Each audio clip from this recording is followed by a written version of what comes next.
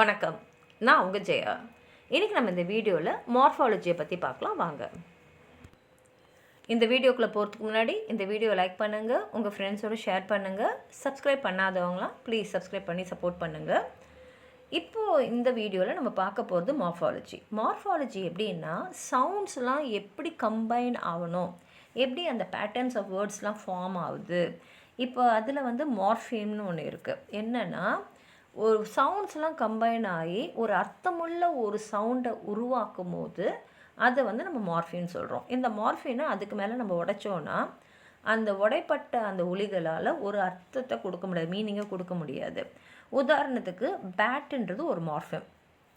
இந்த பேட்டுன்ற அந்த ஒலியை ஏற்படுத்துறதுக்கு 3 சவுண்ட் கம்பைன் பண்ணி செய்கிறாங்க. அதாவது பேட் இந்த சவுண்டு வருது. இந்த பேட்டுன்ற வேர்டுக்கு அந்த மார்ஃபியமுக்கு ஒரு அர்த்தம் இருக்குது, ஒரு மீனிங் இருக்குது. ஆனால் தனித்தனியாக இருக்கிற அந்த ஒலிகளுக்கு எந்த மீனிங்கும் கிடையாது.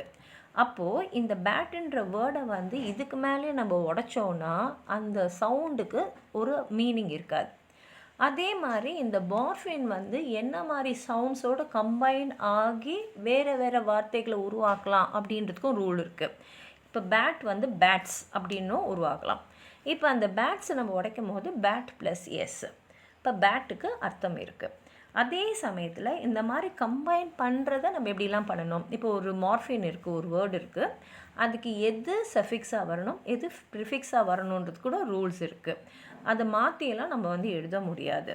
அதே சமயத்தில் இந்த சேஞ்சஸ் நடக்குது இல்லையா, அதுவும் மார்ஃபினும் நடக்கும். அதாவது டேக்குன்ற வேர்டு டுக்காக மாறலாம், இல்லை டேக்கனாக மாறலாம். இது அந்த டென்ஸில் ஏற்படக்கூடிய மாற்றங்கள். இதுவும் அந்த மார்ஃபினில் நடக்கும்.